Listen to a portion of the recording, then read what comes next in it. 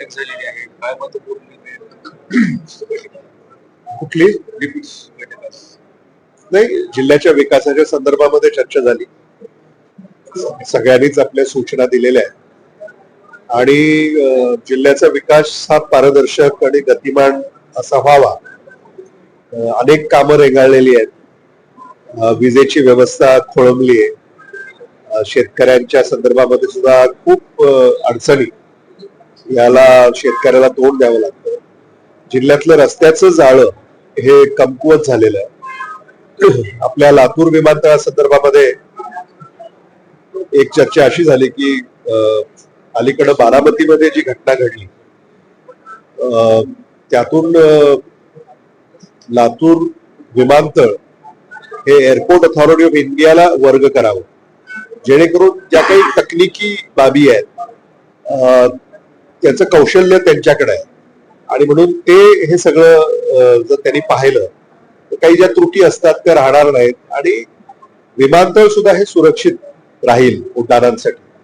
त्यामुळे तो एक महत्वपूर्ण सूचना या ठिकाणी देण्यात आली आणि ती मान्यही झाली. त्याच्यावर आता येणाऱ्या काळामध्ये पावलं उचलली जातील. त्याचबरोबर परमपूज्य डॉक्टर बाबासाहेब आंबेडकरांचं स्मारक जे लातूरमध्ये उभं करायचं आहे त्याला सरकारनं निधी द्यावा ही मागणी नोंदवण्यात आली. लातूर शहरातली वाहतुकीची कोंडी ही दूर करण्यासंदर्भामध्ये लातूर भोवती जो बाह्यवळण रस्ता नव्यानं विकसित करायचा त्याच्या जमीन अधिग्रहणासाठी निधी देण्यासंदर्भामध्ये मागणी केलेली आहे. तीही मान्य केली आहे.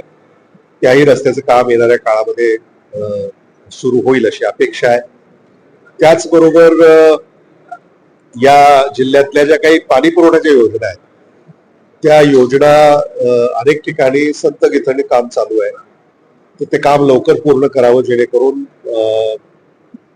ग्रामस्थांना पिण्याचं पाणी हे वेळेत उपलब्ध होईल, स्वच्छ पाणी त्यांना मिळेल. अशा प्रकारे या चर्चा या ठिकाणी झालेल्या आहेत आणि जिल्हा परिषदेच्या शाळेच्या खोल्या, तिथं शौचालय या संदर्भामध्ये सुद्धा मागण्या नोंदवण्यात आलेल्या आहेत आणि जो जिल्ह्याचा नियतव्यय आहे त्याच्यामध्ये कशी वाढ करून घेता येईल याकडे सुद्धा आम्ही पालकमंत्री महोदयाचं लक्ष वेधलं. शिवराज पाटील साहेबांचं स्मारक लातूर शहरात उभं करायचंय तर त्याच्यासाठी सुद्धा सरकारने मदत करावी. शिवाजीराव पाटील निलंगेकर साहेबांचं स्मारक सरकारच्या वतीनं करण्यात यावं. आदरणीय विलासराव देशमुख साहेबांचं स्मारक याची घोषणा सरकारनं मागेच केली होती. त्याचं काम काही पुढे झालं नाही, ती सुद्धा आठवण करून दिली. थँक्यू. शक्तीपीठासाठी सरकारच्या वतीने दबाव तंत्र वापरलं जातं शेतकऱ्यांची, हे चुकीचं आहे. राज्य सरकारनं कुठलाही प्रकल्प आणि कुठल्याही सरकारनं जो लोकांना मान्य नसेल तो प्रकल्प करण्याचा हट्ट सरकार का करताय हे सरकारनेच विचार केला पाहिजे. चंद्रपूरमध्ये ज्या पद्धतीनं भाजपकडे मॅन्डेट असताना देखील भाजपचा महापौर बसला, काय नेमकं गोंधळ चालू आहे? नाही, मला असं वाटतं सत्ता पैसा याचा सदुपयोग सरकार चांगल्या प्रकारे करतंय असं कळतं. दुष्काळामध्ये ज्या पद्धतीनं शेतकऱ्यांची जमीन खरडून गेली आणि ज्या पद्धतीची धरणाच्या दरवाजाचा जो विषय आहे तो काही आपण मांडणार केलेला काळात अनेक वेळा तो मागलेला आहे. दुर्दैवानं सरकारकडं मला असं वाटतं तर निधीच उपलब्ध नाही. कर्ज एवढं झालंय व्याजाच्या आणि मुळाच्या परतफेडीमध्येच सगळा पैसा चाललाय. त्यामुळं केंद्रानं आणि राज्यानं तर कात्री लावलेलीच आहे अर्थसंकल्पाला, पैसाच उपलब्ध होत नाही. त्यामुळं या व्यवस्था किती काळ न्याय देऊ शकतील मला तर शंका आहे.